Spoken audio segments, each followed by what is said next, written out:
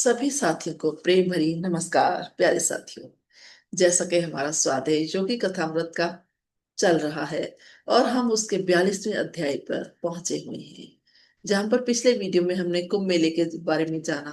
योगानंद जी अपने साथियों के साथ इलाहाबाद के कुंभ मेले में घूम रहे हैं और फिर उसके बाद वो जाते हैं आगरा, और आगरा के बाद अब वो जाते हैं आगे वृंदावन, जहां पर के केशवानंद जी का आश्रम है।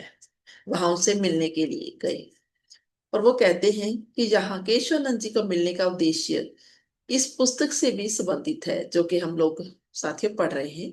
श्री युक्तेश्वर जी द्वारा वो कह रहे हैं, की गई विनती मेरे दिमाग में से कभी भी नहीं निकल सकती कि मुझे लाहिड़ी महाशय जी के जीवन चरित्र के ऊपर कुछ लिखना चाहिए। भारत में अपने ठहर के दौरान वो कहते हैं, मैं योग अवतार लाहिड़ी महाशय जी के सगे संबंधियों और शागिर्दों से मेल मिलाप करने के हर एक मौके का प्रयोग कर रहा था और उनसे हुए वार्तालाप को विस्तार सहित लिख भी रहा था। घटनाएं और तारीखों को ठीक ठीक मिला रहा था। पुरानी फोटोएं, पुरानी चिट्ठियां और कागजों को इकट्ठा कर रहा था। लाहिड़ी महाशय जी के संबंधी मेरी लिखन सामग्री वो कहते हैं बढ़ती जा रही थी और पुस्तक लिखने के मुश्किल काम को महसूस करते हुए मैं अक्सर वो कहते हैं उदास हो जाता था। और मैं प्रार्थना करता था कि उस महान गुरु का जीवन चरित्र लिखने के मैं समर्थ हो सकूं, क्योंकि उनके अनेक शागिर्दों को ये डर था कि लिखती जीवनी में उनके गुरु के बारे में कहीं कोई गलत बयानी ना हो जाए या कुछ छूट ना जाए। वो कहते हैं कि पंचानन भट्टाचार्य ने एक बार मुझे कहा था कि निर्जित शब्दों में अवतारी पुरुषों का जीवन चित्र कोई नहीं लिख सकता। लाहिड़ी महाशय जी के और शागिर्द भी योग अवतार को अपने दिल में अमर गुरु के रूप में छुपा कर रखना चाहते थे, क्योंकि लाहिड़ी महाशय ने खुद अपने जीवन चरित्र लिखने के बारे में भविष्यवाणी कर रखी थी। और मैं उसको ध्यान में रखते हुए उनके बाहरी जीवन के बारे में जानकारी प्राप्त करने और तथ्यों की सच्चाई की जांच पड़ताल करने में कोई कमी नहीं था छोड़ना चाहता। और फिर योगानंद जी बताते हैं कि स्वामी केशवानंद जी ने वृंदावन में अपने कात्यायनी पीठ आश्रम में हमारा बहुत ही सुंदर स्वागत किया। ये आश्रम वो कहते हैं ईंटों का बना हुआ था, विशाल भवन जिसमें भारी भरकम थमले हैं। ये सुंदर भवन एक सुंदर बाग में स्थित है। और वो फिर वहां पर हमें अपने बैठक खाने में लेकर गए, जहां पर उन्होंने लाड़ी मास्टर जी की फोटो बड़ी करवा कर टंगी हुई थी। और केशवानंद जी की उम्र योगानंद जी कहते हैं जहां पर 90 वर्ष की हो चली थी, लेकिन फिर भी वो पूरी तरह से तंदुरुस्त और मजबूत दिखाई दे रही थी। लंबे बाल और सफेद बर्फ जैसी दाढ़ी के साथ वो किसी प्राचीन ऋषि की मूर्त लग रहे थे। योगानंद जी कहते हैं कि मैंने उनको बताया कि भारतीय संतों के ऊपर लिखी जाने वाली पुस्तक में उनका नाम का जिक्र करने की मेरी इच्छा है। तो जैसे कि जो ये महान योगी होते हैं वो बहुत मीठा बोलते हैं, इसलिए मैंने भी मुस्कुराते हुए विनती की कि वो अपने जीवन के बारे में कुछ बताएं। तो केशवानंद जी ने निम्र भाव दर्शाते हुए कहा कि मेरे जीवन में बाहरी तौर पर देखा जाए तो कुछ भी विशेष नहीं है। मेरा पूरा जीवन हिमालय में एक एकांत गुफा से दूसरी एकांत गुफा में पैदल घूमते ही गुजरा है। और कुछ समय हरिद्वार में एक छोटा सा आश्रम बनाकर मैं रहता रहा, जिसके चारों तरफ बड़े बड़े वृक्षों का जंगल था। वो बहुत शांतिपूर्ण जगह थी, लेकिन वहां पर सांप बहुत ज्यादा थे, इसलिए वहां पर ज्यादा लोग नहीं आते थे। और फिर केशवानंद जी ने आगे हंसते हुए बताया कि बाद में एक साल गंगा नदी में बाढ़ आ गई और वो आश्रम को सांपों समेत बहाकर ले गई। और फिर वो कहते हैं मैंने अपने शागिर्दों की सहायता से यहाँ वृंदावन में अपना आश्रम बनाया। और योगानंद जी कहते हैं कि हमारी पार्टी के किसी मेंबर ने फिर उससे पूछा कि आप जंगल में बाघों से अपनी रक्षा किस तरह से करते थे। तो केशवानंद जी बोले, उस उच्च आध्यात्मिक वातावरण में जंगली पशु शायद ही कभी योगियों के ऊपर हमला करते हो। एक बार जंगल में वो कहते हैं एक बाघ का मेरे साथ टाकरा हो गया और मेरे मुख से एक ऐसी जोरदार आवाज निकली कि बाघ डर से जैसे पत्थर बन गया हो। अपनी पुरानी यादों को ताजा करते हुए वे कहते हैं कि स्वामी जी हंसने लगे। और कभी कभी केशवानंद जी ने बताया कि वो अपना एकांतवास छोड़कर अपने गुरु के चरणों के दर्शन करने वाराणसी चले जाया करते थे। और हिमालय की उजाड़ जगहों पर लगातार भटकने के कारण मेरे गुरु अक्सर मेरा मजाक, केशवानंद जी बता रहे हैं, कि उड़ाया करते थे। वो कहते थे, तुम्हारे पाँव में चक्र है। मुझे खुशी है कि पवित्र हिमालय इतना बड़ा है कि वो तुम्हें घूमता रखने के लिए अच्छा है। तो आगे केशवानंद जी कहते हैं कि लाड़ी महाशय अपनी महासमाधि के पहले और बाद में भी अनेकों बार मेरे सामने प्रकट हुए। हिमालय की कोई ऊंचाई उनके लिए कभी दुर्गम नहीं रही। और फिर योगानंद जी बता रहे हैं कि 2 घंटों के बाद वो हमें खाने के लिए एक बरामदे में लेकर गए, और जहां पर 15 तरह के पकवान हमारा इंतजार कर रहे थे। यहाँ योगानंद जी बताते हैं कि भारतीय मेहमान नवाजी को स्वीकार करते हुए 1 वर्ष में मेरा जो भार है वो 50 पाउंड बढ़ गया था। लेकिन अब मैं इनकार भी नहीं कर सकता था।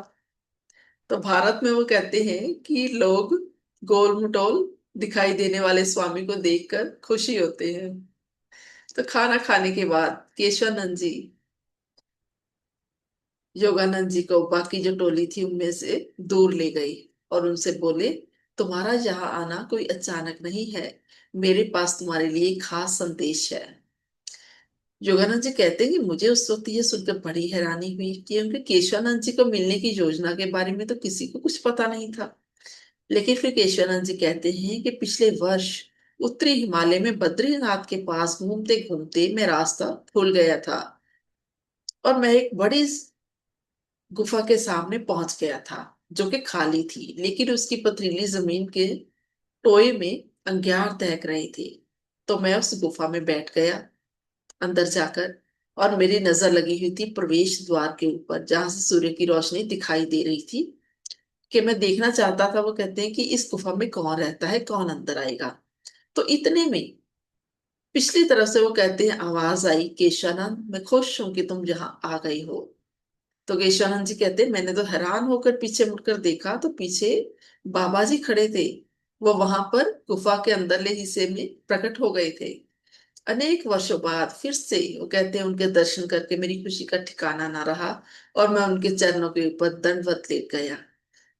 तो बाबा जी बोले, मैंने ही तुम्हें यहाँ बुलाया है, इसीलिए तुम जंगल का रास्ता भूल गए और इस एकांत गुफा में पहुंच गए। आजकल यही मेरा निवास है। हम बड़ी देर बाद मिले हैं, और तुझे मिलकर मुझे भी बहुत खुशी हुई है। और केशवानंद जी कहते हैं कि फिर उस अमर गुरु ने मेरे कल्याण के लिए कई आशीर्वाद दिए, और कहा, मैं तुझे योगानंद को देने के लिए एक संदेश दे रहा हूं कि जब वो भारत आएगा तो अपने गुरु और लाड़ी मास्टर जी के जीवित शागिर्दों से मुलाकातों में वो जो है उसको वक्त नहीं मिलेगा। लेकिन जब वो तुम्हारे पास आएगा तो उसको ये बता देना कि उसने मुझे मिलने के लिए उसे व्याकुल होने की कोई जरूरत नहीं है, क्योंकि मैं उसे अभी नहीं मिल सकता, लेकिन किसी और मौके पर जरूर मिलूंगा। अब योगानंद जी कहते हैं कि स्वामी केशवानंद जी के मुख से बाबा जी का ये दिलासे भरा संदेश सुनकर मैं बहुत खुश हुआ। मेरे दिल के किसी कोने में हो रही जैसे चुभन थी वो खत्म हो गई, और अब मुझे इस बात का गम ना रहा कि बाबा जी ने मुझे कुंभ के मेले में दर्शन क्यों नहीं दिए। और यहाँ पर वो एक बात और कह रहे हैं कि बेशक गुरु साहब श्री युक्तेश्वर जी ने इसके बारे में पहले ही इशारा दे दिया था, लेकिन वो समझ नहीं सके थे। तो अब आगे वो कहते हैं कि आश्रम में एक रात रहकर हम अगले दिन हमने कोलकाता के लिए चल पड़े। यमुना के किनारा श्री कृष्ण की बाल लीलाओं की पवित्र यादों से वो कहते हैं पवित्र हो रखा था। अनेक पश्चिमी व्याख्याकारों ने भगवान श्री कृष्ण के जीवन को समझने में बहुत बड़ी भूल की है। धार्मिक शास्त्रों के श्लोकों के दोहरे अर्थों वाली भाषा के शाब्दिक अर्थ करने वाले लोगों को असलियत समझ नहीं आती। एक अनुवादक की एक मनोरंजक भूल का उदाहरण इस बात को स्पष्ट करता है। ये कहानी मध्यकालीन युग के भक्त रविदास से संबंधित है। रविदास मनुष्य में मौजूद आध्यात्मिक गौरव को अपने चमड़े के पेशे की भाषा में इस तरह से गाते थे, विशाल नील गगन के नीचे रहे देवते चम लपेटे। तो वो कहते हैं कि पश्चिमी लेखक ने एक बड़ा गलत इसका अर्थ जो है वो निकाल दिया। उसने उसके अर्थ जो थे उसने ऐसे निकाले, वो कहते हैं कि कोई पढ़कर हंसेगा उन अर्थों को, कि हंसे बगैर वो रह ही नहीं सकेगा। और वो लिखता है कि बाद में उन्होंने एक झोपड़ी बनाई और उसमें एक चमड़े से बनाई मूर्ति स्थापित की और उसकी भी पूजा शुरू कर दी। तो आगे वो कहते हैं कि भक्त रविदास महान संत कबीर के गुरु भाई थे। रविदास के गौरव प्राप्त शागिर्दों में चित्तौड़ की रानी भी थी, और उस रानी ने एक बार अपने गुरु के सम्मान अर्थ एक विशाल भंडारे का आयोजन किया, और उसमें बहुत बड़ी गिनती में ब्राह्मणों को भी बुलाया। तो ब्राह्मणों ने एक नीच के साथ बैठकर खाना खाने से कर दिया इनकार। लेकिन ब्राह्मण जब अपना शुद्ध भोजन अलग बैठकर खाने लगे, तो हर एक ब्राह्मण को अपने पास एक रविदास बैठा हुआ दिखाई दिया। अब वो कहते हैं इस सार्वजनिक चमत्कार से चित्तौड़ में दूर दूर तक आध्यात्मिक पुनर्जागरण हो गया था। तो साथियों, ये था हमारा आज का खूबसूरत सा स्वाध्याय। उम्मीद करती हूँ आपको पसंद आया होगा। मुझे इतने प्रेम से शांति से सुनने के लिए आप सभी का बहुत बहुत शुक्रिया। अगर आपको मेरा स्वाध्याय अच्छा लगता है तो कृपया अपने अन्य साथियों के साथ शेयर भी जरूर कीजिए। मेरे चैनल को सब्सक्राइब कीजिए, वीडियो को लाइक कीजिए। जल्दी ही हम फिर मिलते हैं नेक्स्ट वीडियो के साथ।